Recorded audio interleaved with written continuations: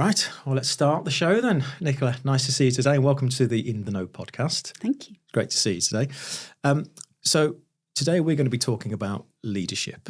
I'm on a bit of a quest to talk to a number of different leaders from different backgrounds and different businesses and industries. And I'm really keen to sort of delve into your sort of backstory, because you've had a stellar career and a very interesting one as well.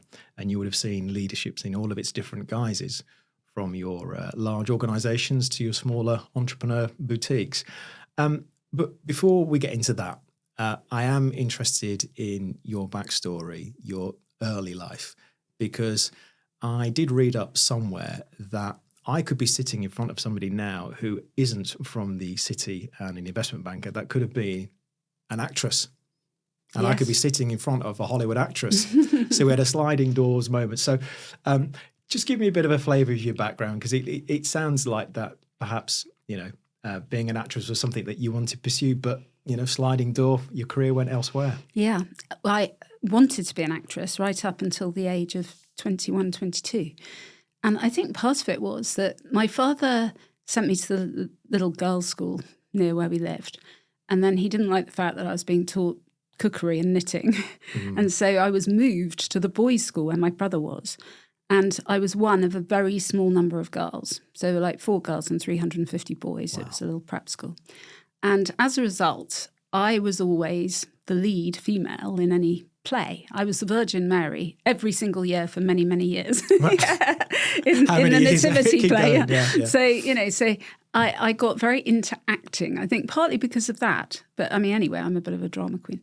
So then when I went to secondary school, I continued to do lots of acting, and I did all the English Speaking Union debating competitions and various exams for the ESU. And then I did poetry, all the Poetry Society exams, and got the gold medal. And I used to enter festivals and read poetry and do plays and extracts from plays, and won lots of big cups for doing those sorts of things.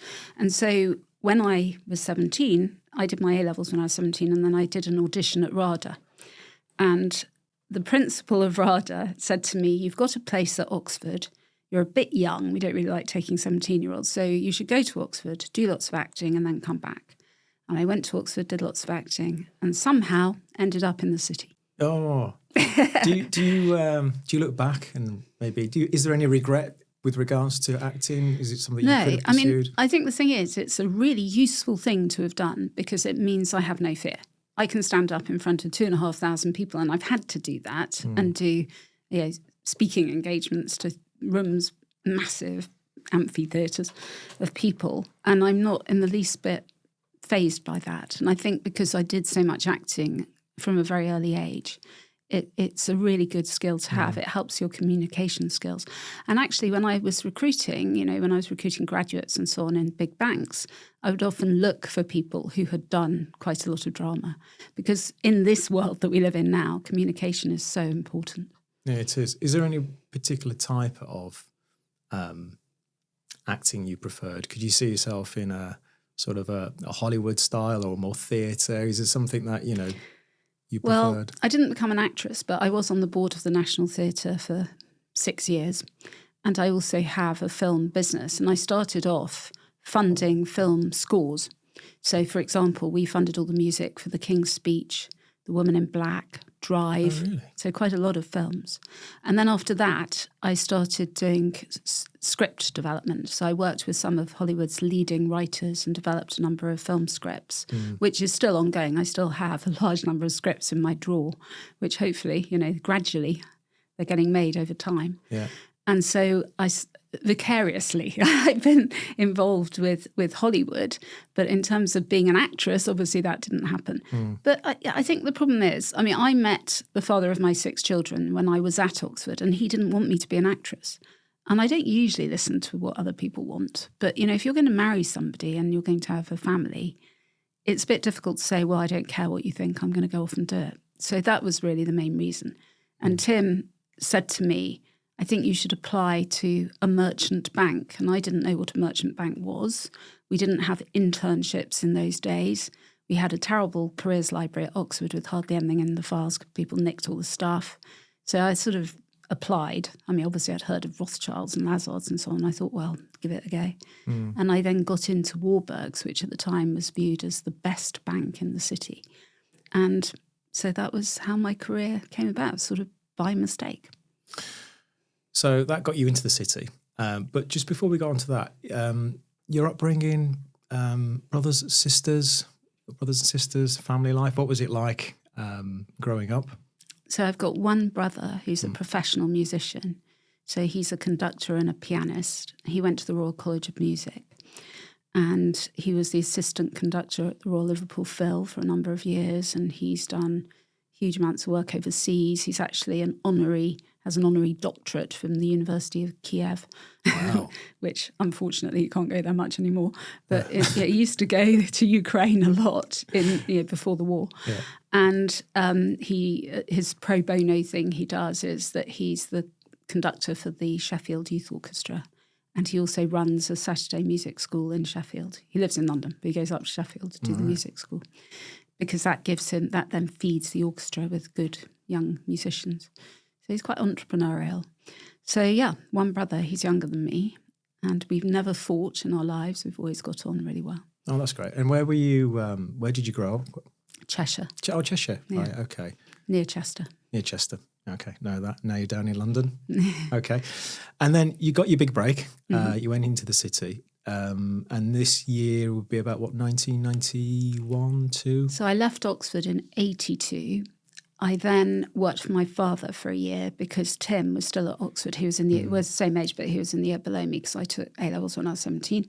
So as a result, I didn't want to sort of head off to London on my own. So I was at home working for my father, and then we both went to London in 1983 and started our jobs. Okay. So what was it like in the city back then? Well, you can imagine. There weren't that many women. Yeah. And the reason I chose Warburg's was I had final interviews at Rothschilds, Barings and Warburg's. And at Barings and Rothschilds, there were 10 of us being interviewed, and 9 of them were boys, and then there was me. They had all been to Winchester and Eton. We'd all been to Oxford and Cambridge. There was absolutely zero diversity in the room, So when we went to Warburg's for our interviews, all of us, and I was actually talking to one of the people who joined Warburg's at the same time as me this last weekend, and we both agreed that it was so noticeable how different it was. There were people from all over the world. Some people had just done undergraduate degrees, some people had done masters, some people had done MBAs, lots of different nationalities, equal numbers of men and women. Really? Right. I could immediately see, even though I knew nothing about the world of business at that point, why Warburg's had been so successful so quickly. Because it was founded by a Jewish refugee just after the war, and it went from nowhere to being the best. And it was the best because it was totally meritocratic. So when I was offered a job there, I just instinctively knew that that was where I was going to be and that was the best place that I could be at that point in time. So in my actual organisation, it didn't feel odd to be a young woman, in a man's world. Whereas I think if I'd been at Barings or Rothschilds, I might have felt rather more out of place. So, and it was an incredibly disciplined organisation. So, for example, you can imagine in those days, if we went to lunch with, say, Marks and Spencer's, it would be the chairman, the finance director, the chief executive. Then it would be a number of institutional investors sitting around the table. And lunch would start at 12 with sherry. And then you'd sit down, then you would have white wine, red wine, pork with the cheese. Oh. Then you'd have liqueurs, coffee. It would go on for hours and hours and hours. And in those days, people could smoke as well. So it's absolutely grim, the whole thing. But Warburg's had this rule. You could go to the lunch because it was important to meet the chief executive and the finance director and the chairman of Marks and Spencer's, but you couldn't stay beyond 2:30. You had to leave at 2:30 and run back to your desk. So everybody always knew who the Warburg person was. Everyone knew the Warburg contingent. And also we weren't allowed to drink. Not that I would, because I've never drunk, but, we weren't allowed to have the sherry, the white wine, red wine, port and liqueur. So, and because Sigmund Warburg rightly said that would affect our judgment. You couldn't go back to the office and start trading huge quantities of shares on behalf of pension funds and charities when you were drunk. So, yeah. So, you know. Seems strange though, isn't it? Because that seems normal. Yeah. But would have been alien. Then it was not normal. Yeah. No. I mean, and also stockbrokers were terribly powerful in those days.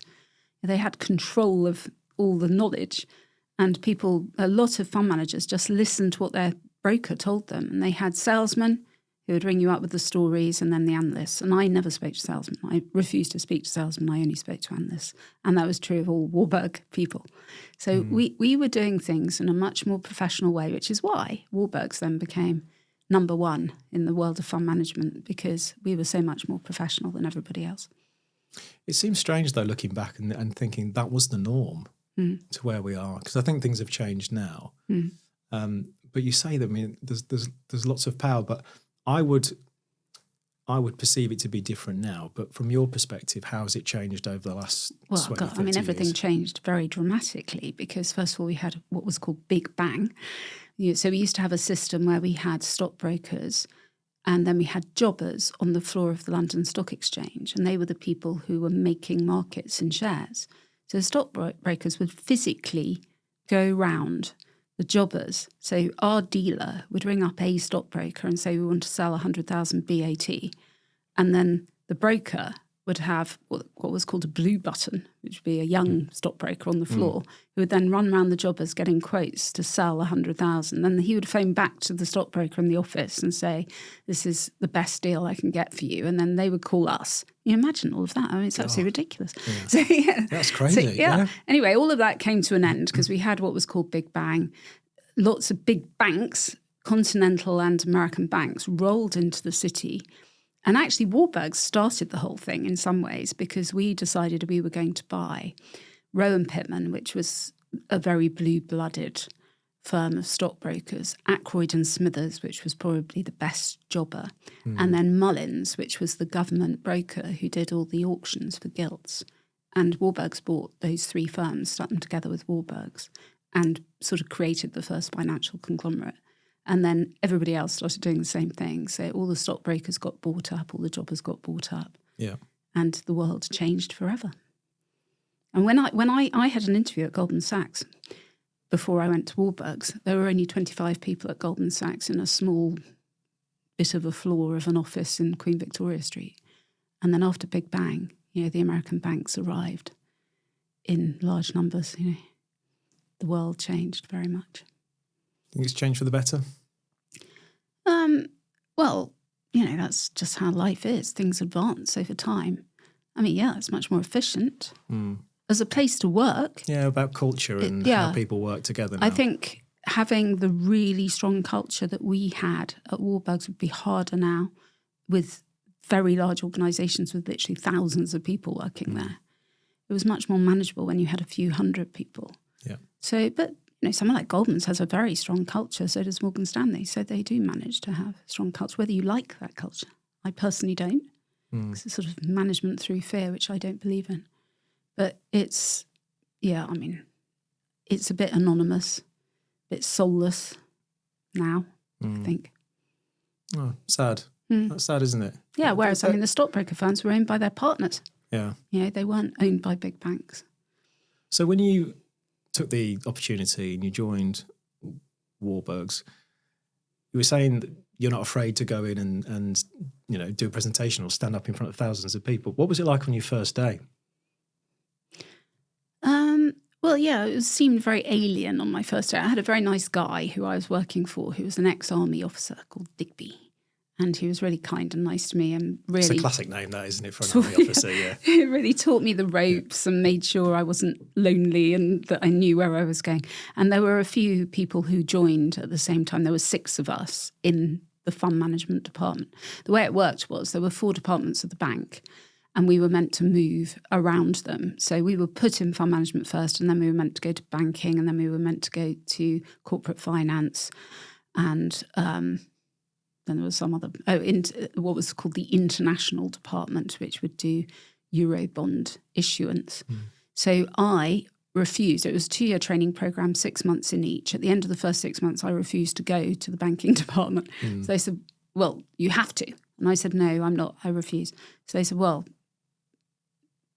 we don't know what to do about this. And then I said, well, if you don't let me stay, then I'm going to leave because I want to do fund management. So then when I said I was going to leave, they said, okay, fine, you can stay. So instead of doing 2 years of the training program, I did 6 months. And that was part of the reason why I became a director at the age of 28 ahead of everybody else, because I had been doing my job for longer. What were you like to manage back then? Probably, I don't know, I used to challenge them a lot. I used to sort of get the senior management in rooms and tell them what was wrong with the business. And at first they found that horrifying. And then after that they embraced it and they took up a lot of my ideas.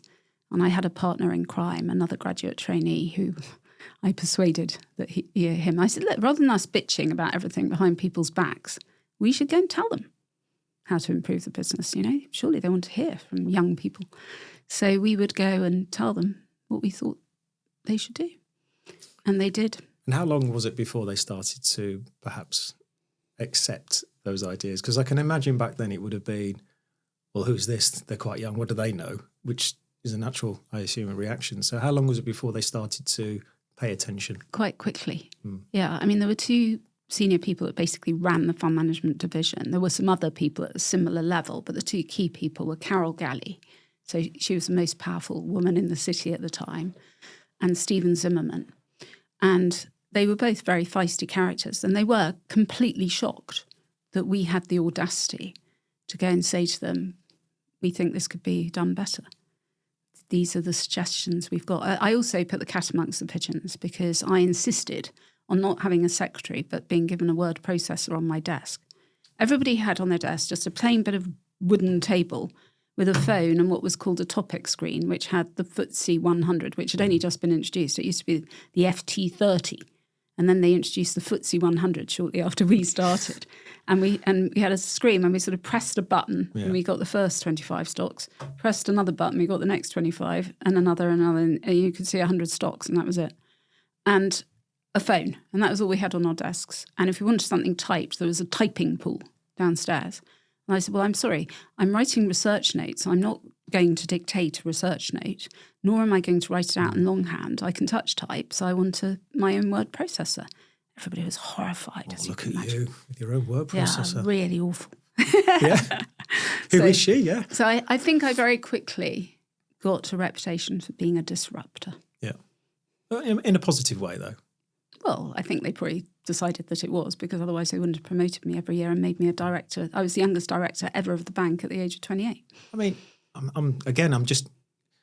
that takes some balls to do that in what I again perceive to be very male dominated, very traditional. This is the way that we work. So is this typical? Is this how you sort of would normally do things as well? Have you always been somebody who has been outspoken? Yeah, I think if I tried to do that at Rothschilds or Barings, I wouldn't have got terribly far. But because it was Warburgs and because it itself was a disruptor, and because they purposely had gone out to recruit people with lots of different backgrounds, educationally, socially, internationally, and that was the basis of its success, I think they were willing to listen in a way that people in other banks wouldn't have been prepared to. It was the right culture for you to express. Yeah. And the diversity that they were showing back then, that was purely because they wanted the best people? Yes. Yeah. It was a true no quotas. meritocracy. It was, if you're the best person, right bum for this seat. And that's why it did so well. Yeah. What's your thoughts on diversity, equity and inclusion? Because it's, from my perspective, I work in recruitment, I work in financial services. Things have changed in 30 years. I know that.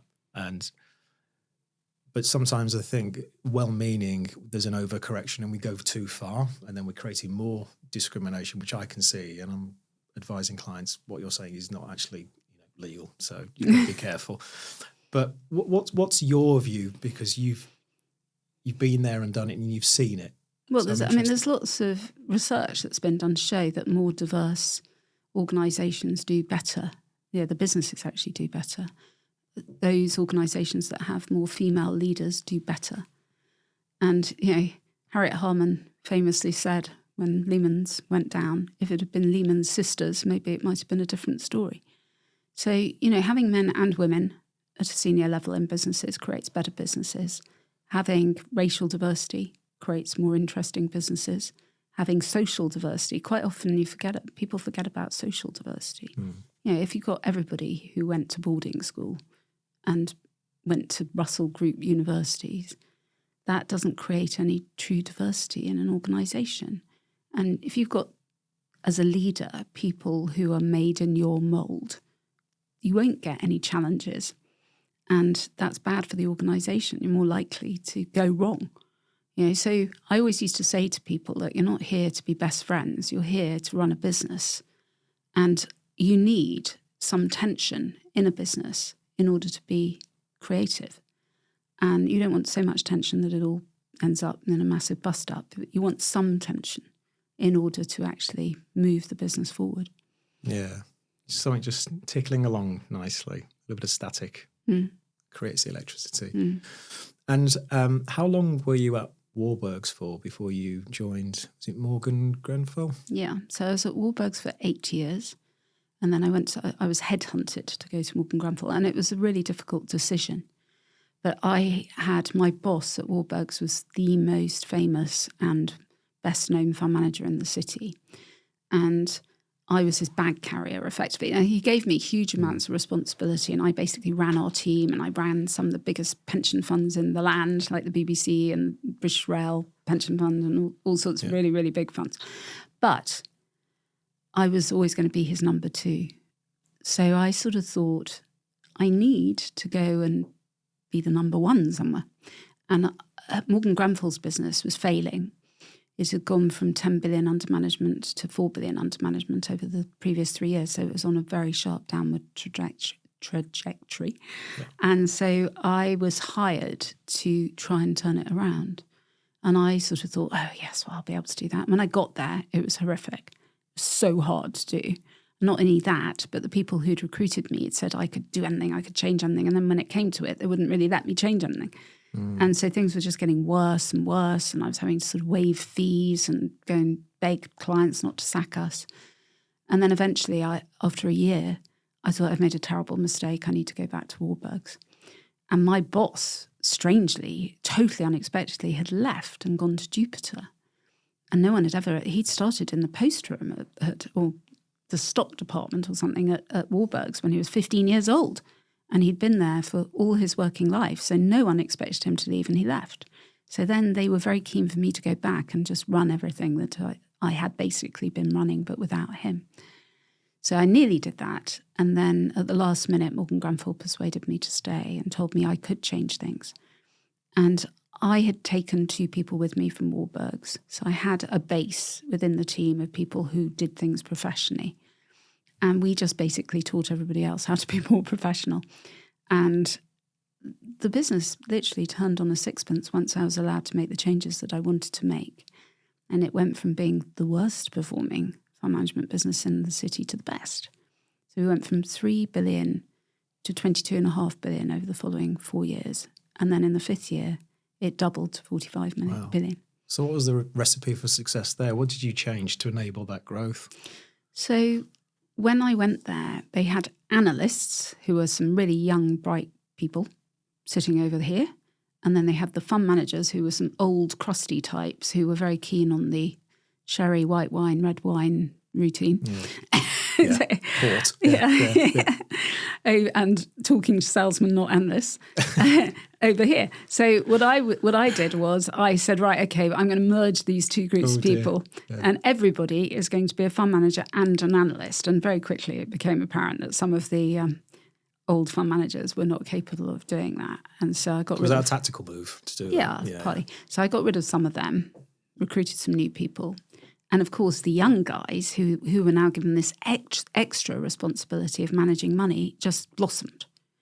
And I mean, this turnaround was not due to me, it was due to the team. It was a team effort, but I was like the Pied Piper, hopefully not leading them over a cliff. Yeah, different story, but yeah. Different ending. I was, saying, this is the vision, and they followed it, and it worked.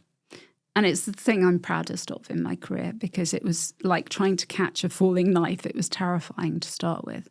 I definitely had some imposter syndrome at the start. Yeah, because, it was really hard. and it looked as though I was going to fail.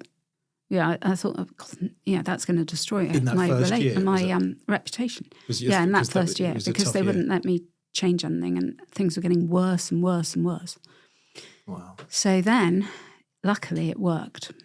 And then we had this terrible thing, a big scandal, which was nothing whatsoever to do with me. It was in a different division of the fund management business.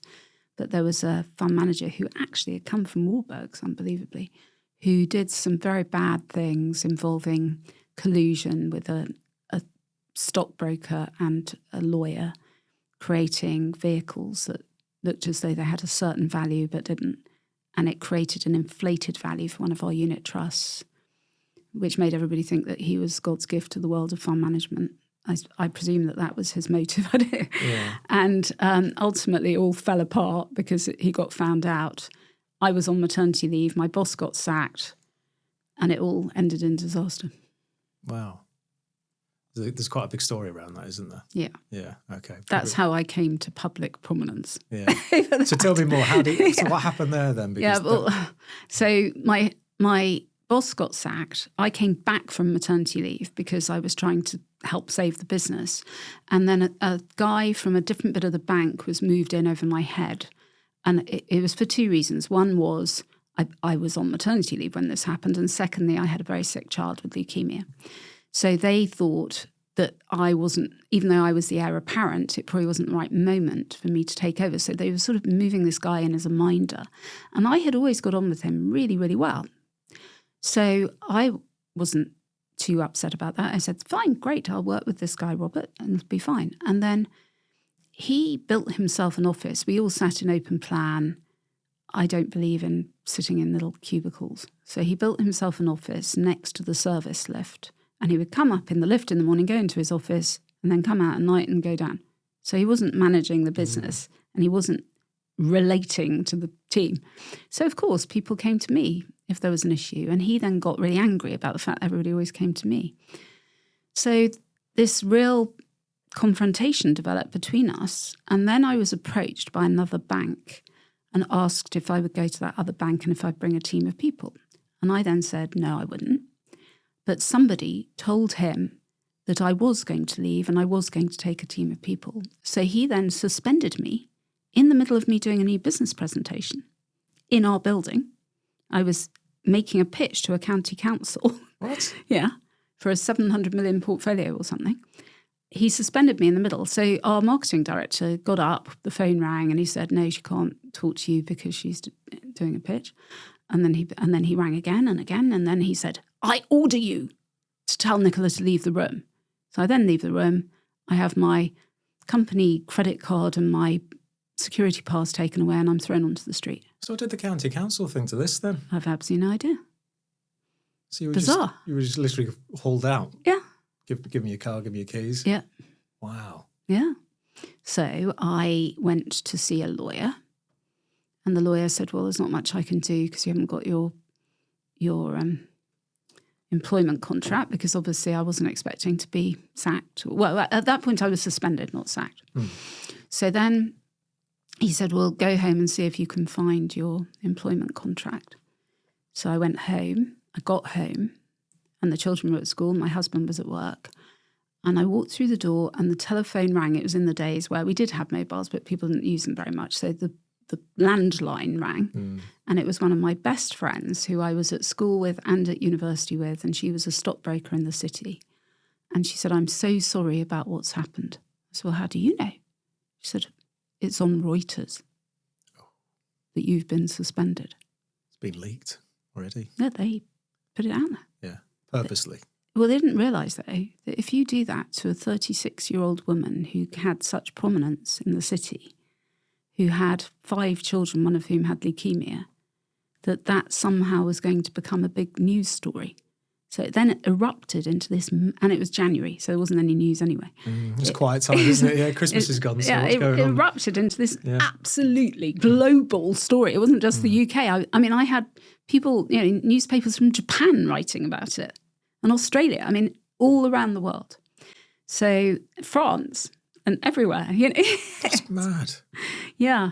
So, it became a huge thing. Obviously the Germans, because we were owned by Deutsche Bank. So this was on the Tuesday I was suspended. And then I was supposed to go on the Friday to have a meeting with my boss and the chairman of our business. This Robert guy who'd taken over and the chairman. So on the Thursday, I was advised by Herbert Smith that I should resign. So I resigned. So then I wasn't due to go and have the meeting because I'd resigned. And then I thought, when I woke up on the Friday morning, I still had the world's press outside my door. I had like 80 journalists. I had television cameras, radio cars, you name it, outside my door. So I thought, well, I'm actually going to go there because I'm cross about what they've done to me. Well, look at what I've done for them and look at how they've treated me. So I went there. And then, of course, he wasn't there. Robert wasn't there. So then I went over. The chairman was in a different building. I went to the other building and they said, he's not there. So I said, okay, fine. I'm going to Frankfurt to see Deutsche Bank. So I went to the airport, followed by 40 journalists. How'd you get in touch? Did you tip them off then? Say, I'm going. They were just following me anyway. They were just following you and you were the story, so they followed you? Yeah. Oh, they then boarded the plane with me. And they all sat there telling me how terrible it was and how awful it was that I'd been treated in this way and that I was doing the right thing. We got to the other end and there were another 40 journalists, plus ITN crews and everything, and BBC crews. Then we went in a convoy of taxis to Deutsche Bank's office. When I got there, the global head of HR and the global head of legal were there to shake my hand. Hello, Mrs. Horlick, we're delighted to see you. Please come to the 25th floor with us. So I turned to the 80 people and I said, does anybody volunteer to be a witness? And a girl from Bloomberg, I think she was from, volunteered to be a witness. She very nearly lost her job, apparently, as a result. So anyway, she came with me and we went, and they said, we're horrified by this. You've done such a wonderful job. We're so grateful for everything you've done. We don't know why you're being treated in this way. We're certainly going to take this up with London. And then they took me down to the basement, put me in a huge stretch limo with blacked out windows and took me back to the airport. When I got there, an ITN crew then cornered me, and I was still with the Bloomberg girl.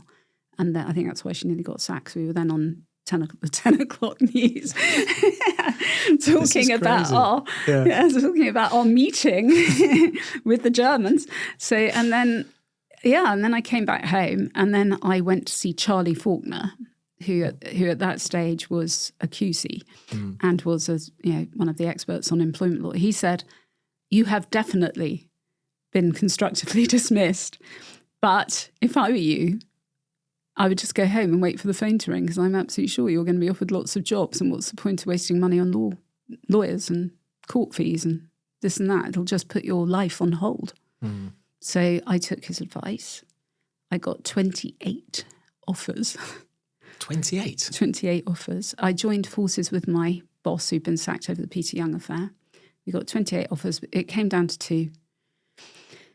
A large American investment bank who I wasn't very keen on, and SocGen. And SocGen were going to give us 30% of the equity if we set up a fund management firm for them from scratch. So we chose to do that. I mean, that is an incredible story. But, I mean, looking back, what do you remember most about that time? What really... Do you know what I remember most? Is the morning I went to go to the office... I went into the middle of Finsbury Circus, and I don't know whether it's still there, but there used to be a bandstand. And I had these 40 people following me. And I sort of went and I stood on the bandstand, and it was really cold because it was January. And I didn't have a coat. Ooh. And I was just sort of preparing myself to storm the building. So I was taking these deep breaths and I was going...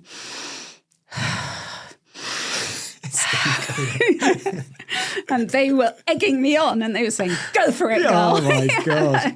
And I went in and, of course, the security guard just said, oh, hello, how are you? And then suddenly realised as I walked up the stairs that I wasn't meant to be there and sort of kept running after me. So I then ran at high speed up the stairs up to my floor, which was only on the second floor, and stormed the floor. All my colleagues' faces, you can imagine, they were like, oh, shock horror. Oh, my God. This is a story, isn't it? This is something that could be played out in a movie, this one. Absolutely. And so, but it was a bit of a letdown. He wasn't there. Yeah, on anticlimax. You need to Hollywood story that bit. So that's how I ended up going to Frankfurt. Yeah. So that's what you remember most. And how did it impact your husband and your family? Because the pressure would have been intense. Yeah. He was really supportive, and he called out all my old colleagues from Morgan Grenfell and said, "What are you doing? You should be supporting Nicola. You know, this is terrible." And I said to him, "Look, if this sort of thing happens, you've got to think about yourself. They've got to think about themselves, their own families, their livelihoods.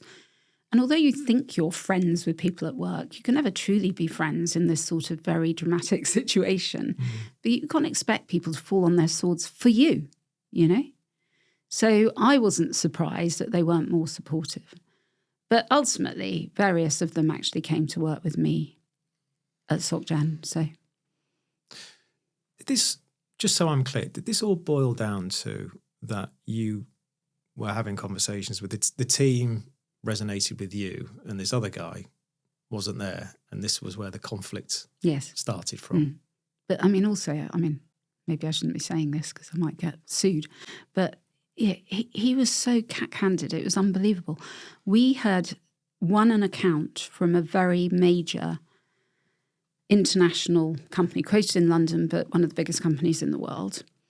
And we were going to be given a very large portfolio, like £1 billion to manage. And I had won this with my boss who had resigned over the Peter Young affair. They said they were still minded to give us the portfolio, but they would be coming round to do another due diligence meeting because of what had happened. And they wanted to meet the new guy, Robert, and meet me again. So it was me and Robert in our offices with these two people from this very large company. And he didn't like the fact that they were asking us some pretty aggressive questions. And so at one stage, he leant across the table and pointed his finger at this guy and said, "I seem to remember that there was a company that had an issue with their washing powder, that it was dyeing white shirts blue." And that was it. We didn't get the money. Seriously? Yeah. Wow. He was a sort of Scottish street fighter type. Yeah. So I guess you're not on the Christmas card list with him. No. The most embarrassing thing that happened though was my father's pension fund was managed by us. My father rang up Robert and said, "As a client, I'd like to come and see you to discuss the exit of your CEO." And he then went with my mother. And it happened. Yeah, they went to see him. It was absolutely. So they turned up and rocked up at the office and said, "What's going on?" Well, they had an arranged meeting. Yeah. Robert agreed to see them, and they then had a meeting where my father said, I don't understand why you've done this. What the hell are you doing? Look how well my daughter did in turning the business around. Everybody should be grateful. Why are you treating her like this? What's wrong with you? Seems to me this is all about politics." And so... and what did he say to that? Because that's pretty damn big. He was quite contrite. My father felt that Robert felt he'd made a mistake. He certainly didn't expect it to become a global news story. It didn't reflect very well on him. Did he stay in situ or did he leave as well then after a while? No, he stayed, and he's now in the House of Lords. Have you seen him since? Have you bumped into him? No. What would you do if you did? What would you say? Anything? I'd be perfectly nice to him. Everybody makes mistakes. No regrets. Yeah. It'd be interesting. It didn't do me any particular harm ultimately, but as you say, you said you started the question by saying, what was it like for me and my family? Well, it was. I had a child with leukemia. I was actually in Great Ormond Street a few days before this happened, and when I came back, he said, "I know where you've been." I said, "Yes, I've been in Great Ormond Street." "Yeah, exactly." And rather than running the business. It's the first time in my entire career that anybody had said anything so terrible to me. Up to that point, no one had ever discriminated against me because I was a mother or a woman. But he, Because you had was it 5 children? Yeah, I had 5 children. And then I had another one after Georgie died. Because she died, she relapsed at the end of that year where this all happened. So this was 1997. So this was January 97. She relapsed in December 97. She then had a bone marrow transplant in 1998 and she died in November 98. And my father died in the middle of all of this. Shortly after my father went to see Robert Smith, he died suddenly and unexpectedly. There was nothing wrong with him. He had a heart valve that had been replaced a year before. But maybe the stress of it may have affected him. I don't know. So he died in June 1997. I mean, it goes without saying that must have been an absolutely an awful time, a challenging time to say the least, and to get comments like that as well preceding it, it sort of beggars belief, especially now. But even back then, it doesn't matter. Whereas when Georgie was first diagnosed, it was the week of promotions at Warburg's, and it was the week that I was made a director, but they hadn't told me yet. So I rang them up and said, my daughter's been diagnosed with leukemia. Not only did the senior management come round, Carol Leonard, who is my actual boss, and Stephen all came round to see me at the hospital, but also they decided to proceed and make me a director even though I was stuck in the hospital. So that was their attitude to it, whereas Robert's attitude to it apparently was I was letting the organisation down by being in the hospital. I guess you just have to let that go, though, because that's him, you know, and you were, you know, I mean, just even thinking about that, it must have been such a tough time to get through. I mean, and I know you were dubbed the Superwoman, and you've always said, look, you know, I had help and support, but looking back, the resilience you must have shown. No, I think I am a resilient person. I don't think I would have been able to get through all this stuff if I hadn't been a resilient person. So where does the resilience come from, then? I don't know, it's just innate. Is it? So it's born like that. Yeah. Yeah. Luckily. Well, yeah, because you know, you've had to cope with a lot. Yeah. And when we talk about leadership, if I talk to you about leadership with regards to yourself, what was your leadership style? Because this is all going on. All right, there's a very successful career. There's obviously this. God knows how. Yeah. With you know, given Georgie was diagnosed when she was 2 and she died when she was 12, so I had 10 years of battling for her life, spending every Friday once a month at Great Ormond Street, but I had to do blood tests weekly. I used to do them myself and then take them to the Chelsea and Westminster, and I had an old GOS person there who was, you know, I knew, and she would make sure I got the results really quickly so that I wasn't fretting. And, you know, and then when she got sick, I had to, if she had an infection, I would do the antibiotics myself because I was IV trained. So I would go to her school and I would take her down to the science lab at lunchtime and inject antibiotics into her and stuff. You know, because I was trying to keep her out of the hospital as much as possible. But at the same time, I was having all these other children and this huge job in the city. So I was sort of flitting backwards and forwards from school to home to work. And somehow or other, I mean, I had incredibly supportive colleagues. They were really, really kind, nice people who wanted me to feel supported. And, you know, I suppose I had earned their loyalty because I created the sort of environment that they wanted to work in. And because the business at Morgan Grenfell, a lot of this happened whilst I was at Morgan Grenfell, was doing so well, and I had given them that vision and they had followed me, and they'd gone from saying they worked at Morgan Grenfell and everybody saying, oh my God, how dreadful, to saying they worked at Morgan Grenfell and saying, oh my God, you're so lucky. You know, people want to work for a successful organisation. And because of that success, and because they credited me with a lot of it, even though it was all of us, they were very loyal to me and very supportive until the point where it all totally blew up, you know, and I got suspended. That was very hard for them and for me. Yeah, because there would have been split loyalties there. Yeah, because they had to think about themselves. I mean, I understand that. Yeah. So you've had a very successful career. You've led teams, built teams, loyalty. What would you say your leadership style is like? Because you come across as very forthright, very sort of let's go for it. But you also said about imposter syndrome that you've had some of this before. But I'm just interested for you to look at yourself and go, well, yeah, what is your leadership style? Well, I very strongly believe that you've got to look outward, not inward, in an organisation if you're going to succeed.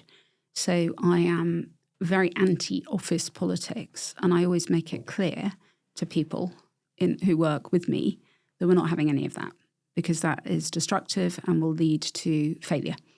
So, and in very large organisations, that's quite hard to impose that on as a culture. But I've managed to do that in the organisations that I've either worked in or turned around or built from scratch. SocGen, it was me, a Frenchman and a secretary on day one. And in a few months, we had 180 people. So I had to create the culture. So I made it very clear that I wasn't going to tolerate politics. And, if it comes from the top, if you're told it won't be tolerated, then people do listen and they don't indulge themselves in that. And then, I think I use my mothering skills. I'm very nurturing, and people like that. They like to feel that they're being nurtured. So I was really good at making sure that we did all the appraisals, not because it was a requirement of the regulator or we had to have something in the HR file, but because I genuinely wanted to know how people were doing and how they were feeling and what their ambitions were and where they felt their weaknesses were and how I could help with that and so on. So I think if you talk to anybody who's worked with me for any period of time, they would tell you that I'm very good at nurturing talent. And as I said to you before we started this interview, my weakness is I'm not very good at dealing with issues. We were talking about something relatively frivolous, which is someone having BO and not and wanting it wasn't to me, by the way, just in case people are thinking. But that's the sort of thing that I find really difficult to deal with because I don't want to upset anyone. So I'm a bit, one of my daughters said to me the other day, "You're a bit of a crowd pleaser." Really? Yes. So she thinks that I'm not very good at upsetting, saying things that I think will upset people. Because they say in leadership positions that, you have to accept that you will be not liked and in a lonely position. I don't like not being liked. Yeah. So that's different then. So I will do anything not to be liked. Yeah. But you like to be liked. Yes, I like to be liked, but I do understand, and I've always done this, that you have to keep some distance when you are the person leading the organisation. So I would never go down to the pub on a Friday night with everybody else because that undermines your authority. And you end up starting to have favourites, you get cliques developing. So it is very much like being a mother, I mean, I've got various children who've tried to persuade me over the years that they are my favourite child. Yeah. And I always say, no, I love you all the same. And it's true, I do. Yeah. And it's the same with my teams. I love them all the same for different reasons. Some people have more appealing aspects of their characters than others. But, it's about treating people fairly and evenly and, having an even-handed approach. And this is where I find it fascinating because everyone's got an interpretation of what a leader is. And I lead a team, I lead a business. I don't necessarily think I'm a leader because you see these snippets on YouTube shorts about leaders must be, and I'm not like that. And you're coming across as somebody who knows their own mind, but likes to nurture, likes to build a culture, no nonsense. But it's still the case of, you like to be liked. That to me is almost the opposite of what leadership that some people tell you. Well, not everybody is going to like me. There are people who hate me.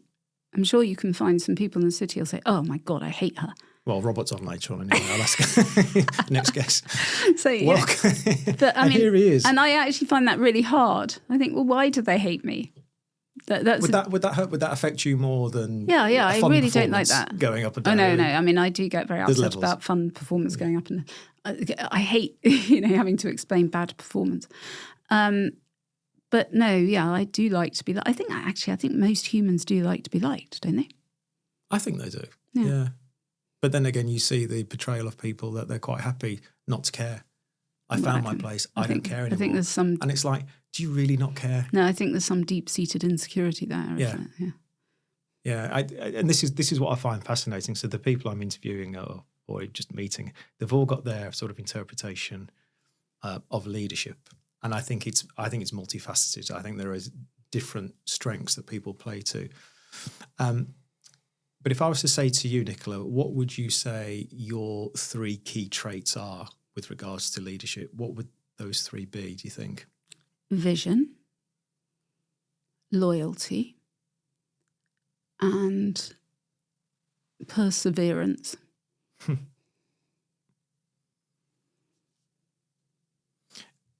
So loyalty actually is,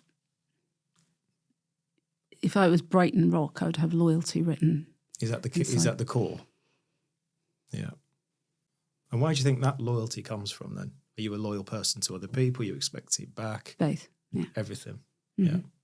Because I think that's how you build really successful long-term relationships, both personal relationships and also business relationships. So within that, there needs to be trust. Yes. Yeah. And respect. Yeah. A bit like a marriage. Yeah, I'm glad my wife's not on here. Yeah, okay.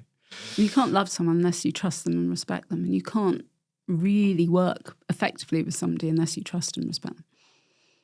I would say, obviously running a business, but my wife I trust implicitly, without doubt.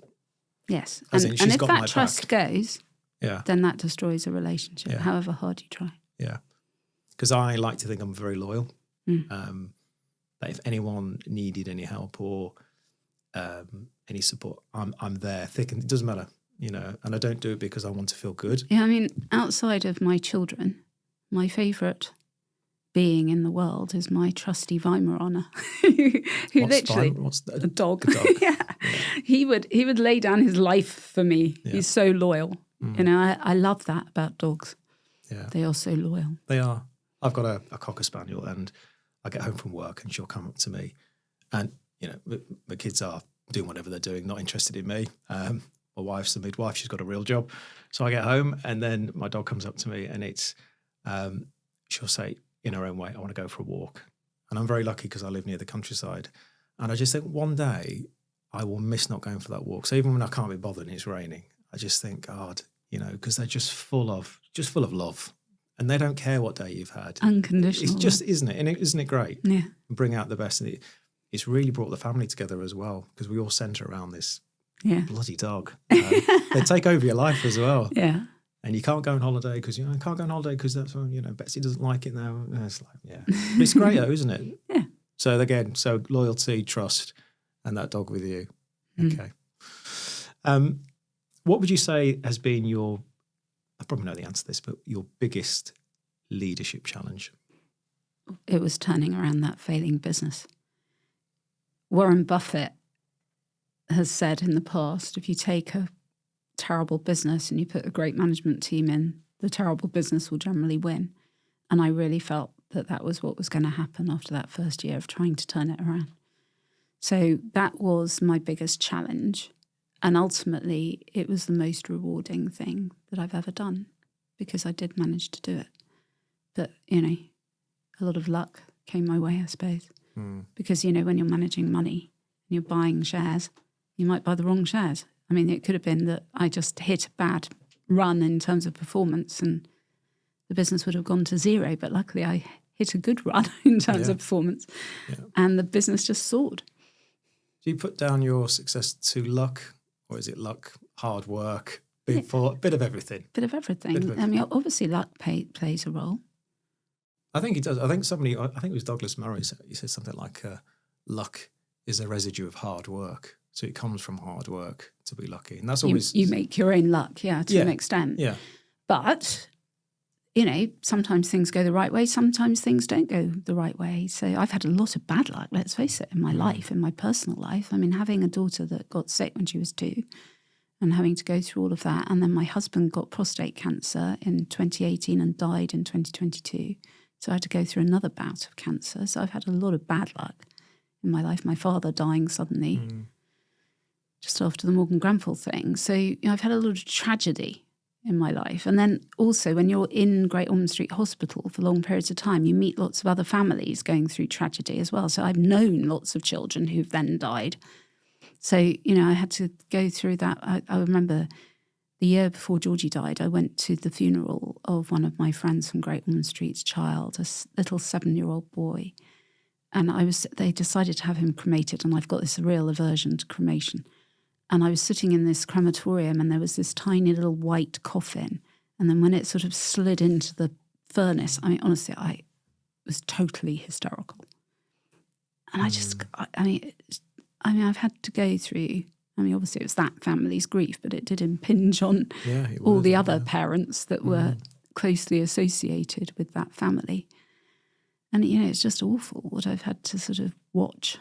But on the other hand, it's probably made me a better person for it.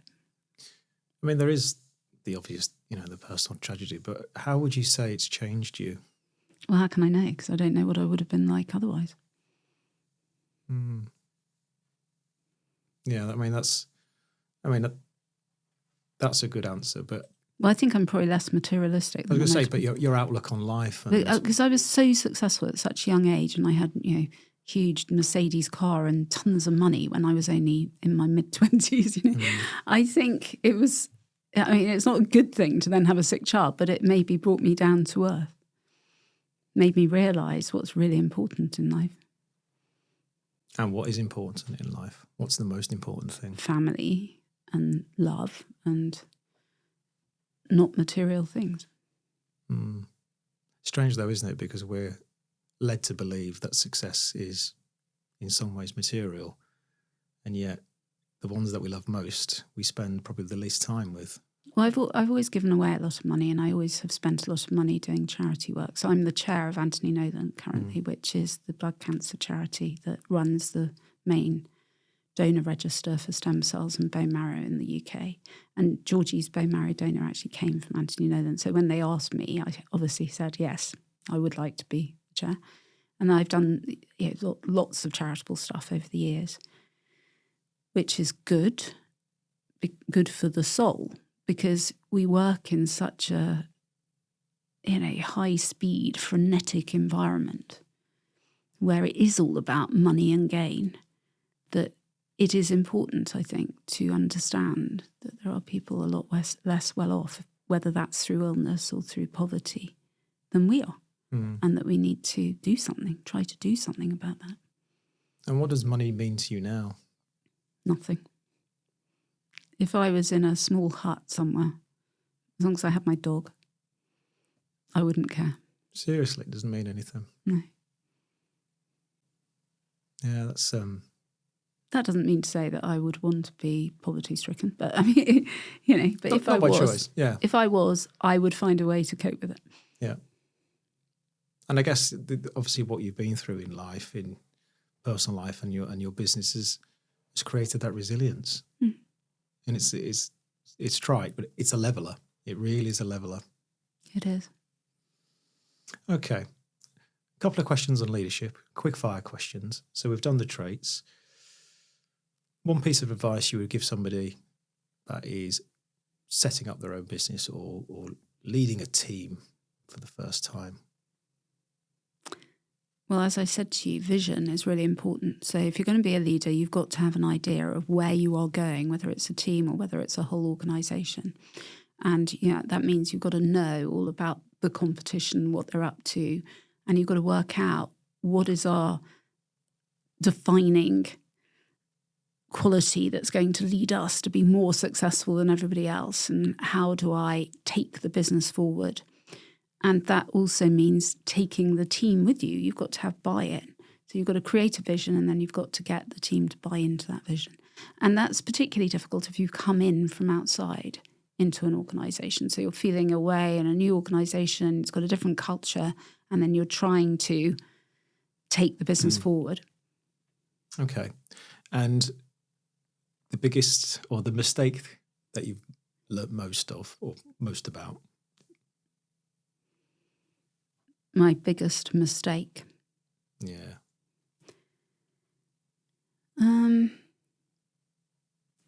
I always find these sort of mistake things. I've made so many mistakes in my life. Picking out one. Well, they charge by the hour. Yeah. So,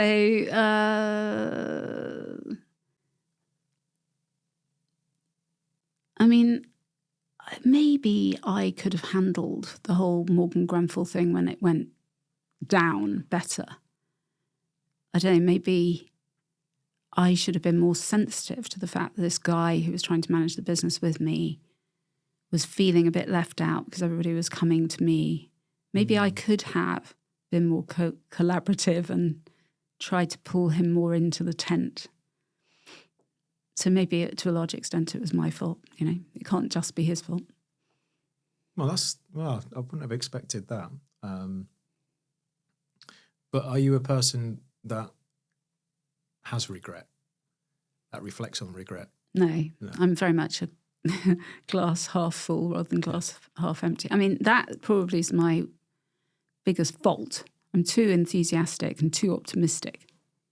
And I know that, so I try to make sure that I have somebody near to me who's going to temper my enthusiasm and be less optimistic, because otherwise, if you're too optimistic and you're continually too optimistic, that can be disastrous as well. Yeah, you need somebody opposite to you to say, that's a good idea, Nicola, but maybe you need to think about this. Yes, and I keep having new ideas. So, I've got ADHD. I've got a child who's got quite bad ADHD, so I'm probably a bit ADHD. So not that I want to be diagnosed or anything, but, as a result, my mind flits very easily and I get bored really easily. So I set something up, it's going really well, and then I want to go on to the next thing really quickly. I know that feeling. Yeah. But I think that's creative people. There's people who think, laterally and differently. And the final question from the quickfire is the best decision you've ever made.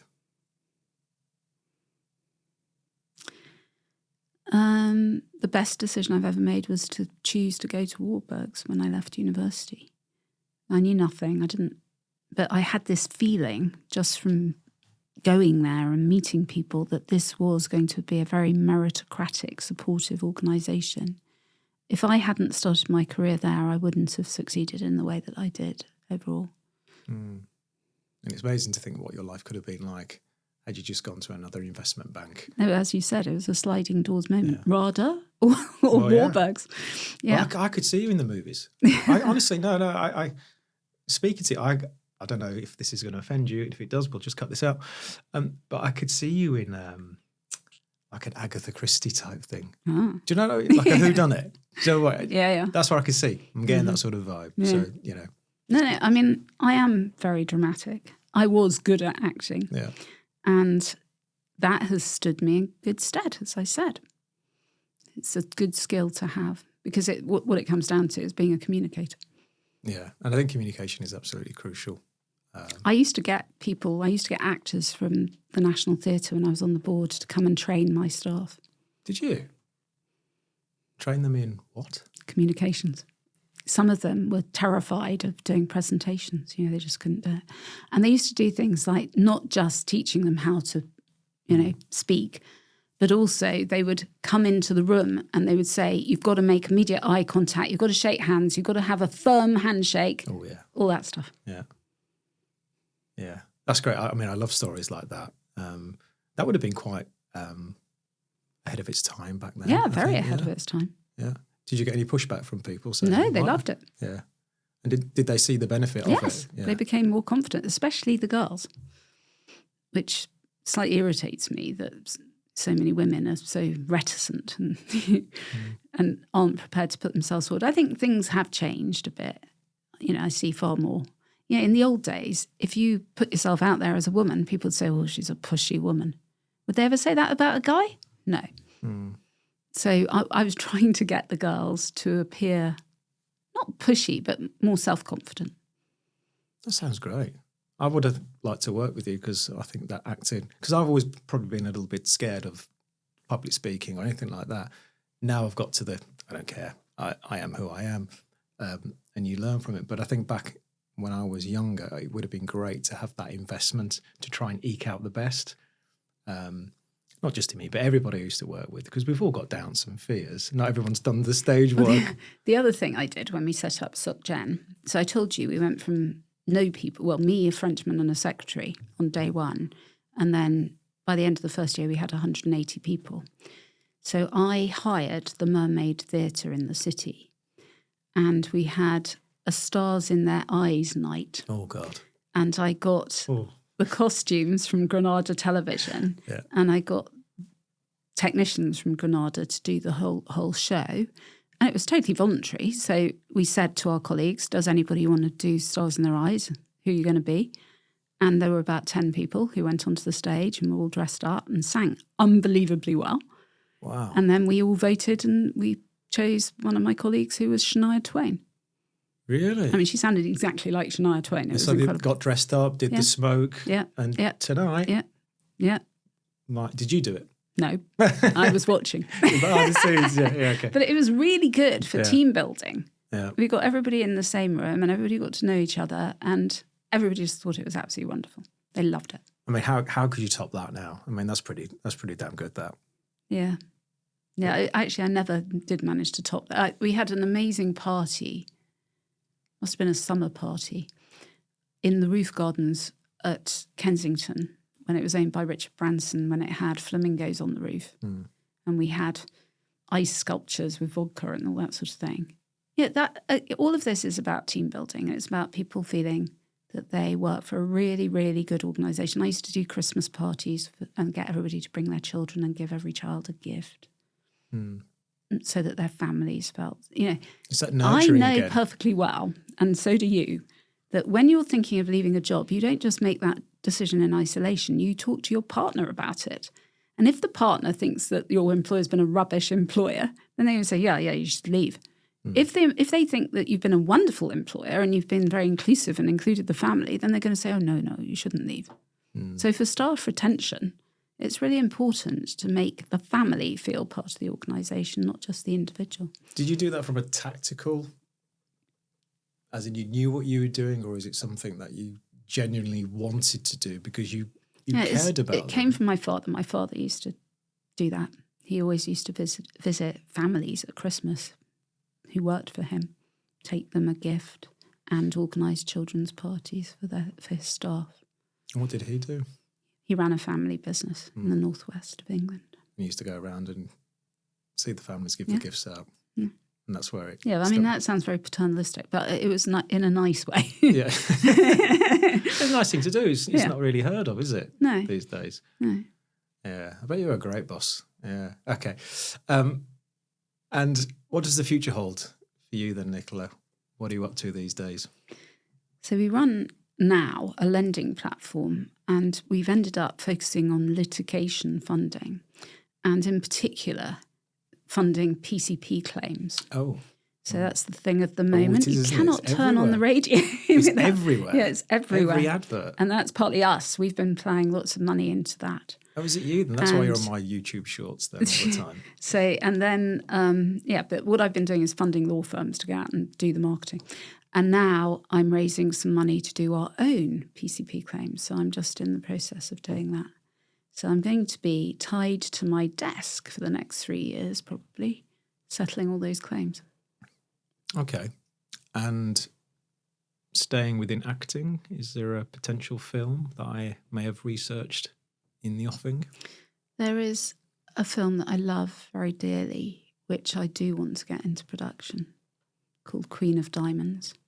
And it's about a gangster gang in 1960s London. It's a true story, but the twist is that they were women, not men. Mm. Yeah, that'll be a great story because that's unheard of. So it's true. It's a true story as well. They're called the 40 Thieves. Really? Mm. Okay. And whereabouts are we with that? Is that going into production? Is that something? Well, I've had that script for a long time.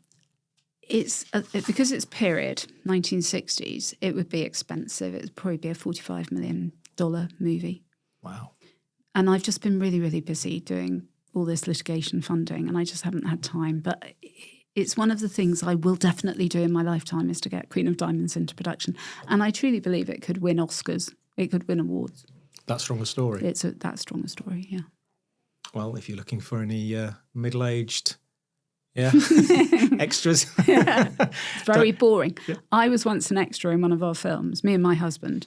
It was a wedding scene. We spent the whole day doing this wedding scene. What was the film in one of your films? It was called In the Blood. Yeah. And it had Gina Carano in it. And we were in Puerto Rico in a wedding scene. So every time the music started, we had to stand up, the couple would come down, and we had to do this all day. I mean, it was awful. I hated every minute of it. You've put me off now. It's not. Maybe I call you, you don't call me. It's so slow and boring making a film because you have to get all the different angles and, Yeah. Luckily, they cut me out. My husband was in it, but I was on the cutting floor. Oh dear. Well, what a way to end the podcast on a low. But Nicola, thank you very much for sharing your story, your what's happened to you in business, your personal life as well. It's been truly fascinating. So thank you very much, and I hopefully will meet you again when you've released the film and get to talk about that in due course. Yes. But thank you for your time today. Thank you.